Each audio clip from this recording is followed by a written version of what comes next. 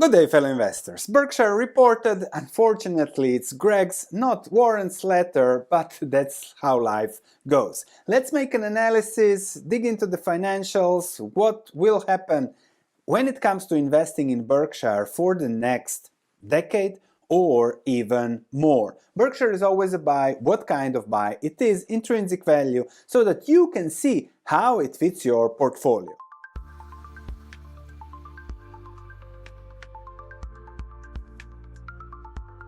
By the way, for reference and context, my name is Sven. I have a value investment research platform. We are looking for value, margin of safety, security, trying to minimize risk, and then trying to achieve some return, but first focusing on risk. There are two very interesting situations that I just updated on my research platform. You might want to check it in the link in the description below. Let's start immediately with Greg's letter. When it comes to business, it's all about performance, 46 billion of net cash flows from operating businesses, 44 billion net income, business as usual there, a little bit lower compared to 2024, but still great numbers. When it comes to operations, it is very important to understand that things have been mild in the insurance environment, so unusually mild, which leads to high profits. Railroads doing okay, pretty stable, but also indicating into what is the core of Berkshire now that it is big.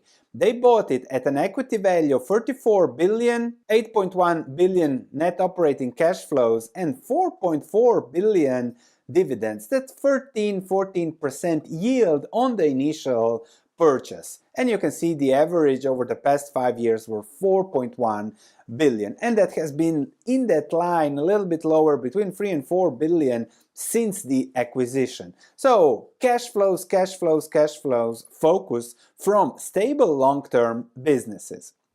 When it comes to investing, not only investing by buying whole businesses, but also buying stocks, and they have significantly reduced Apple, staying true to American Express, Coca-Cola, Moody's. But when it comes to what's Greg saying, concentrated approach with limited activity in these holdings, though we might significantly adjust the holding if we see fundamental changes in its long-term economic prospects. I made this video, we'll put all the links to the videos in the description below that I mentioned, how Warren Buffett buys 10 stocks and then he actually sells 9 out of those 10 stocks. So he does a lot of research, then he buys something, owns it for a while, sees whether it has that capacity to be something like a Burlington Northern, to constantly throw more and more cash at him. If not, he sells it. The recent sale is continuing to be Apple, and we'll discuss that a little bit down the road in the risk management part. When it comes to Japanese companies, we have to understand that Berkshire took loans at practically free money, bought businesses that paid nice dividends and growing dividends, and you can see now they are yielding 10%. If you borrow at 1%, you yield 10%. That's a great trade. So that is the core of Warren Buffett's Japanese investment, plus the yen going down in value. Ted Weschler also manages 6%, so that's 300 billion stock portfolio. That's about 18 billion. He got something from Todd. Likely Todd wasn't happy that he would not be the CEO or things like that. Anyway, this is perhaps the most important segment of Greg's letter because it discusses risk management. And I think here we have to understand the nuances and perhaps the first, second, and third level thinking when it comes to Greg's situation and what Warren and Charlie have been doing in the past. When it comes to Berkshire, when it comes to value investing, when it comes to whatever long term, it's only about risk.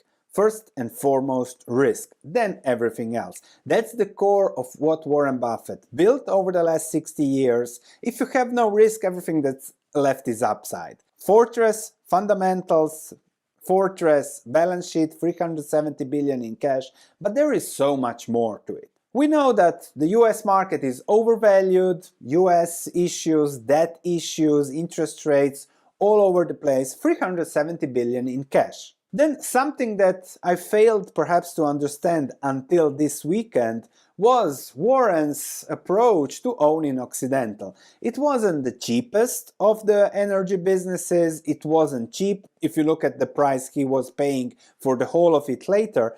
And then now I figured it out. It is domestic, it is safe, and it is also a hedge to geopolitical issues across the globe. Now oil spiked. The biggest beneficiary will be Occidental domestic producers because prices are up and their costs are stable. So again, some way of thinking of how can I be hedged? I have the cash, I still want to be invested, but hedged towards uncertain things. And even if for a while it looked like the trade was not going well, now we see that rebound. The question now here becomes on Greg. Will he be able to deploy the power with the reasoning and the quality of positioning that we see only years after that Charlie Munger and Warren Buffett had? That's a key question. Also, the letter is, yes, on the principles, but misses that beauty that Warren and Charlie gave to it. Perhaps it's best that you listen to the iconic Warren Buffett 1962-1984 interviews, as I said, links below, and I'll put it also here. That is crucial to understand how they thought, which is uncomparable to most of the people that we see around now. It's really remarkable, and therefore it's a huge task to put on to Greg to copy or to expect similar results than what Charlie Munger and Warren Buffett did in the past. But, as we'll discuss later in the intrinsic value, I think we can expect stability, a continuation of Berkshire's principles, maybe not with the level of intuition and greatness that was created by Charlie Munger and Warren Buffett, but still okay, especially on the scale of sizes. And then also it will depend on what kind of opportunities the market will offer. I guess we'll learn more about that in the coming years. Let's go into the financials. If we look at the operating earnings, whenever you see operating earnings with Berkshire, it's after taxes, so everything is included. This is what we made. And we see that insurance underwriting is a little bit weaker, and that is something to be expected. These were great years, but now it's already weakening. And Warren Buffett also said that these are exceptional years and that he doesn't expect to make money on insurance underwriting. He just sees it as a potential to get to flow, to get free, low, cheap money, but not as money making as a core. Now it has been 2 good years, but now it's a little bit deteriorating, and I would say that let's put perhaps 5 billion as average insurance money making, because there will be one time when minus 20 billion is here on insurance underwriting, because that's simply the nature of the business. Insurance investment income, that's the yield on the cash. Yields have been going a little bit down. Burlington Northern stable, Berkshire Energy stable, manufacturing stable, other depends on the hedges or whatever they are doing, fluctuations, but there we are, 3 billion down. On the insurance decline a little bit on investment income, interest rates, and that is about it. I would say that Berkshire, if we adjust a little bit for insurance, give it some recessions and things like that, is creating 40 billion of pure long-term basis cash flow on which we can adopt a growth rate going forward for the valuation. 40 Bs, I think that's okay. Of course, in case of crashes, situations like that, the 370 billion in cash should be deployed, which should then also improve Berkshire's earnings capacity. For the rest, also keep in mind when it comes to the cash, it is also borrowed from the insurance, so they have here about 250 billion of insurance liabilities, things like that. So that is something to keep in mind when it comes to Berkshire. It's not just cash as cash. That cash can be used as they will, but these liabilities will be likely paid from future business operations. The key here, Berkshire equity is 717 billion. When you look at the market cap, 1.09 trillion, significantly higher than the book value, which would trigger Berkshire to do a lot of buybacks, 1.2 book value. So when it comes to valuation now, there are several methods one can value Berkshire as a stock. Intrinsic value, sum of parts, buybacks, quality, cash, Buffett effect gone. That's something we can all discuss. Let's start with intrinsic value. Let's go to our comparative table educational intrinsic value calculation that you can download in the link in the description below on my free value investing course. We have Berkshire here. I'm going with market capitalization on Berkshire, and let's put into the intrinsic table, focus on this part because there can always be scenarios, but let's say Berkshire value creation net income 40 billion, then we go on into growth rate. I've put here 6% growth rate going forward. When it comes to Berkshire, everything depends on the P ratio in the future, because if they grow at 6% per year, earnings will go from 40 billion, go to 70 billion 10 years down the road. That is very likely in my opinion. But then the valuation then depends on the valuation Berkshire will deserve in the future. If it's just a P ratio of 15, then it will be 1 trillion in value, and you are exactly where we are now as a stock. If it is a P ratio of 25, then we are 1.6 billion, and you get a good return over the long term, likely of around 6% per year, which is a better return than treasuries. You are protected from inflation, and that makes Berkshire now a better buy than US treasuries down the road, for example. But it all depends on valuation. Perhaps in a best case scenario, Berkshire will grow faster, higher multiple, and then you can double your money in 10 years, which is 7% per year return, which for Berkshire size, hedge and everything would be very, very interesting. No matter what happens with the market, I think Berkshire will deliver on these earnings, because if the market crashes, they buy things and then earnings grow. If the market doesn't crash, this will grow on income, investments, things like that. So that is the nature of Berkshire, and therefore it's always a good situation to look at and see how it fits your portfolio.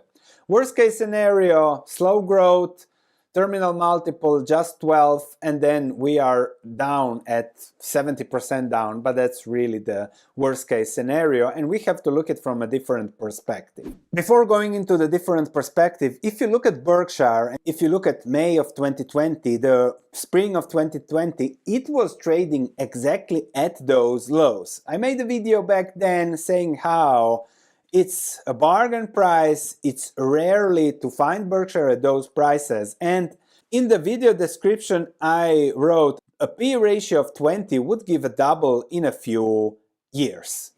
I didn't even correct that, but that is exactly what happened. However, historically we have to check Berkshire's valuation, and that was fluctuating between 10 and 20 depending on sentiment. Forget about 2018 and later, when the new accounting rules have come up that include stock price fluctuations. But let's go into the sum of parts. We have 370 billion in cash. We have energy with high operating earnings, Burlington Northern high operating earnings, insurance, stocks, other. All those things can also be valued at the sum of parts. If we go and value that, energy, let's say at least 100 billion, Burlington Northern another 100 billion, insurance 200, stocks 300, other businesses 200, the total would then come up to 1.3 trillion, deduct the 250 liabilities for insurance, and then you are exactly at the current market capitalization, which one could argue Berkshire is fairly valued. Here is the market cap. The sum of parts shows that we are there, so nothing wrong, likely good returns going forward, high single digit hopefully. Then we also have a margin of safety approach. What is the margin of safety? Very simple, 700 billion in equity, buybacks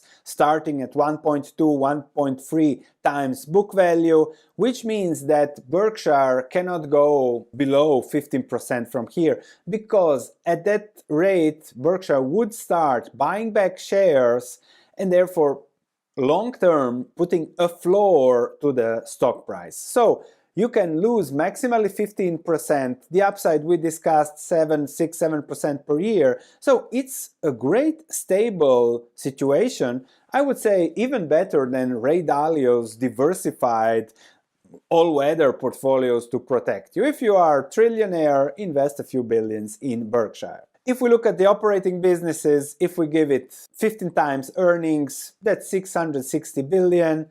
You give the stocks 300 billion and you are still at around 1 trillion. I asked a little bit Gemini to check the sum of parts valuations. Then it gets cash, equity portfolio, minus taxes if they would sell those stocks, net asset value 626 billion, full operating earnings times 12 to 15, 600 billion, 1.2 trillion intrinsic valuation. But here you also see some limitations of AI. I asked it the following. Part of the operating profits are net income from the cash, so including that in the P ratio would count things twice. I thought you were smart. And I'm smarter and I'm 100% correct, thanks for the flattering Gemini, but that corrects things a little bit. So the estimated value is 1.03 trillions, and that is exactly why Berkshire is fairly valued. Sum of parts, to conclude on my sum of parts, I would say cash, stocks, operating, 30 billion as I deduct the cash yield from the treasuries, 450 billion operating businesses, total 1.1 trillion from a fair valuation. However, let's be the devil's advocate a little bit. If we look at Apple, American Express and Coca-Cola, the stocks there, Apple trades at a P ratio of 33, American Express trades at a P ratio of 20, not that high, but still, look at what the business has already done. Coca-Cola P ratio of 26, these are not cheap value stocks. So I would say that one might not see great returns except for the minimal dividends on these businesses. We have 30 billion operating diversified slow growth businesses, stable businesses, and if I dig deeper into the valuation part there, conservative valuation, cash, 200 billion stocks after taxes and a little bit on the overpriced, 12 times operating earnings because of a recession, minus the debt, we are at equity levels, which is exactly 700 billion. So that would be the margin of safety calculation. The worst case scenario, you go down 30%. If that happens, you buy more, Greg will buy more, and you are protected long term. Now, what kind of buy is Berkshire? Berkshire is always a buy, but we have to ask ourselves, where will Berkshire be in 10 years? 6% growth, very unlikely to reach higher levels. Recessions create a risk. 70 billion profits, as we discussed, P ratio 10 to 20, and then you again come to 1 trillion, from 700 billion to 1.4 trillion. Not much in returns. And Munger would ask here, and that's why they are not doing buybacks like crazy or things like that. What's the opportunity cost of buying Berkshire now? If you buy Berkshire, you're pretty certain in that mid-high single-digit return per year. But what is the long-term opportunity cost? It is a great business. What are your alternatives? And that's the key question when it comes to buying or not holding Berkshire. Do you have better? If you have better than Berkshire now, 6% with low risk or 30% maximal drawdown, that is the key answer. So when it comes to Berkshire, I think it's a lighthouse. You always need to watch it, compare it to what else you have in your portfolio. If you have S&P 500, all these crazy companies betting on AI, I think Berkshire is much better for long-term security, safety, compounding, even at these crazy prices. For me, single digit returns simply don't move the needle. I work at this all day and all night and try to find better, which even perhaps less risk than Berkshire, because holding 370 billion in cash, it's also a guarantee you lose money on that depreciation. So we will see how will Berkshire evolve over time. We'll certainly be following. Thanks for watching. Check my research platform to see what I do.